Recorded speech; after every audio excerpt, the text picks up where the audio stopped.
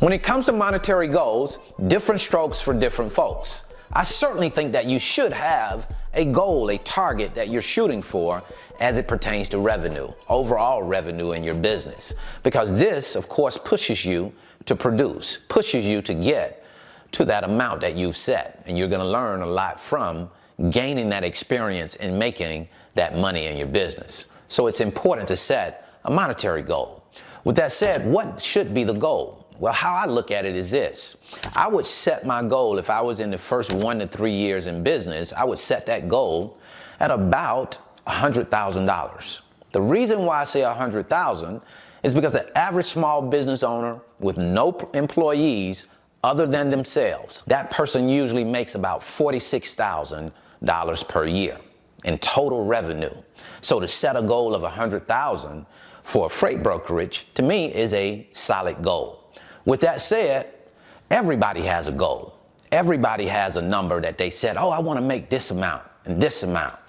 And that's good. I'm glad that you have a goal. But it's not just about what your number is. It's also about how do you plan to get to your number? What's the strategy? What's the plan? In today's video, I'm going to give you some practical steps that you can take right now to help you start navigating your way to that $100,000 in total revenue. Part of getting to $100,000 in total revenue in 1 year is getting off to a good start. How do you get off to a good start in a freight broker business?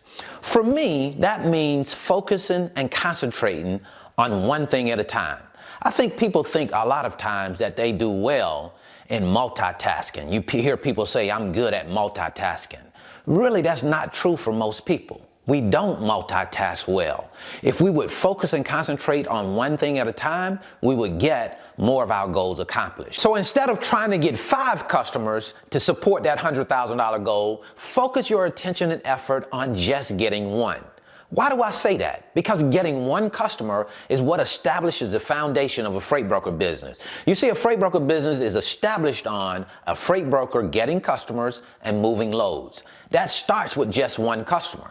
And believe me, with 1 customer, if you get the right customer, you can make $100,000 off of 1 customer. And just as important is the experience, the interaction that comes with you moving loads with that customer. Because the truth is, we really don't know what service to provide to shippers when we first get started. We have to start working with the shippers to learn about what they need, and then we provide what they need. But we got to get into that. And one thing that I like to do is not to spread myself too thin, especially as a new freight broker, because of your skill set. You don't know a whole lot yet. So why go out and spread yourself amongst 5 different customers, trying to be a lot to everybody, and you end up being not much to anybody when you're spread too thin. So this is about you painting the picture, showing your customers the value that you can provide. So to me, it's more so about focus and concentrating on what I provide, providing that thing very well. And once I'm confident, once I have some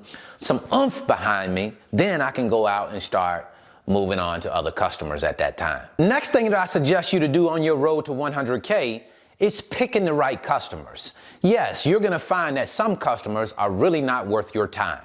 So it's important to do some research, some legwork to understand more about your customer. The one thing that I would be looking at on some of my customers, at least some of them, I would be looking for them to have at least $50 million in annual revenue, roughly 500 employees, and several different distro facilities, at least 3 or 4. That way, I know I'm dealing with a significant customer, a customer that's shipping a significant amount of freight. And what I've noticed with customers that are $50 million in revenue and over is those are the type companies that give you access to their freight 24/7. Which leads me into my next point, access to freight. You see, that's a very big deal in the freight broker world, how you access freight as a broker. Some freight brokers have to wait for shippers to send them freight before they can provide quotes to those shippers. Other freight brokers have access to their shippers' freight 24/7 through access to their shippers' TMS. So when you're looking at customers, you want to look at customers sometimes that provide access to their TMS. That way, you are always having opportunities in front of you to make money. Next up, don't be afraid to take on more responsibility. Don't wait for the shipper to ask you to accept more responsibility. Go to the shipper and ask for more responsibility. When should you do this?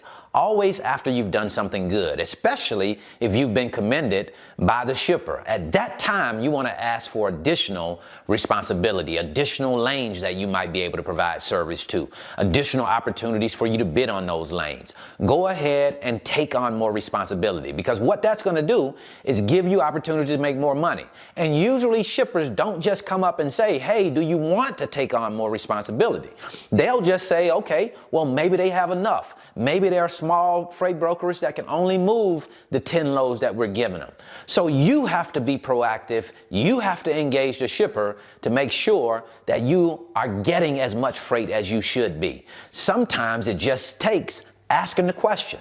Do you have any more lanes that you want us to take a look at? We would certainly like to provide you some quotes in those lanes. It's important to remember that in this business, we get paid based on the size of the problem that we solve. See, when you first get started, you get small problems that the shipper has, and then you go out and solve those problems and you get compensated based on solving a small problem.